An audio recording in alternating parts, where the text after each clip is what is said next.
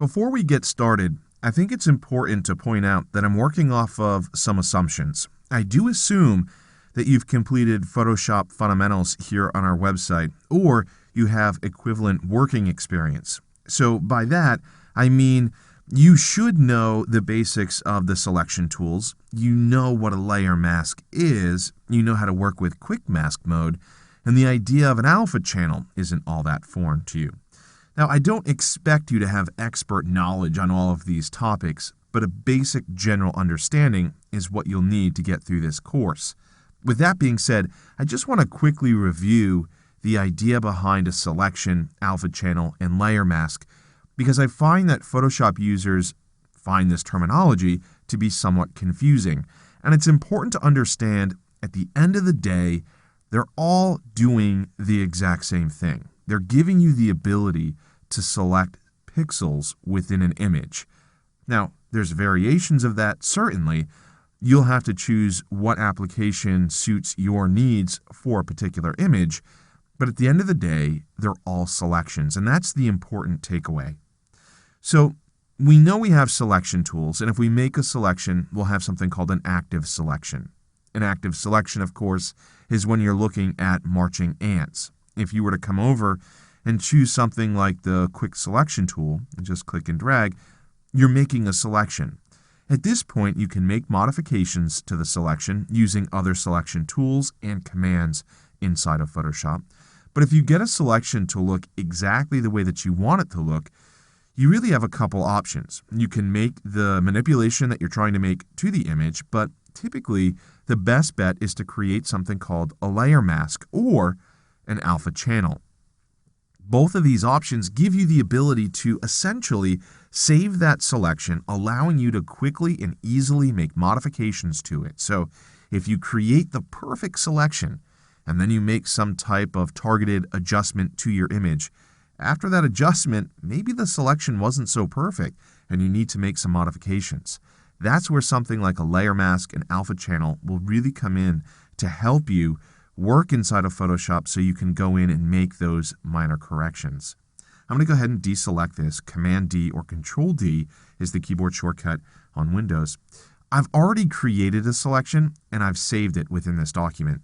Because I saved the selection, it's saved within the Channels panel. Now, as we can see, this is an RGB image, which means we have a red channel, a green channel, and a blue channel. But because I also created and saved a selection, we also have an alpha channel.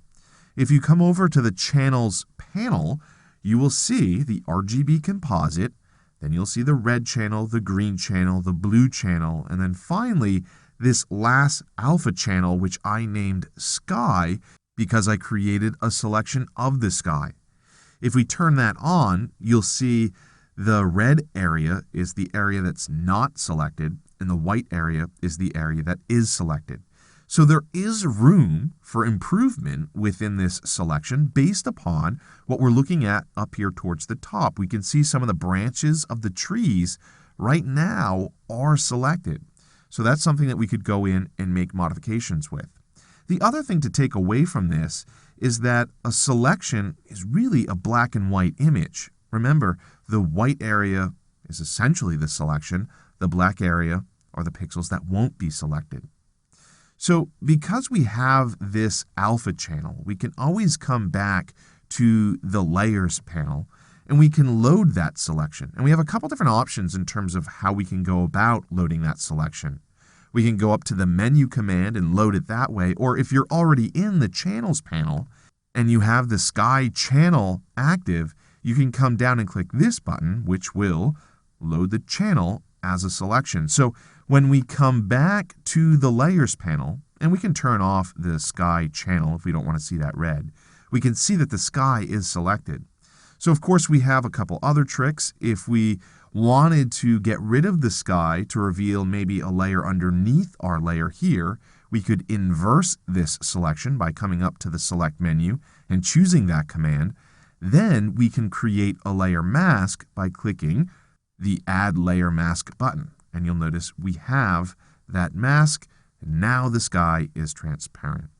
So depending upon what it is that you're trying to do, whether you're trying to composite images together, you're trying to create targeted adjustments, these techniques, understanding how to work with layer masks and how to work with alpha channels, ultimately are going to give you more control over what you have selected within the image. But the key takeaway from this video is that a selection, an alpha channel, a layer mask, at the end of the day, they're all essentially the same thing, which is a selection.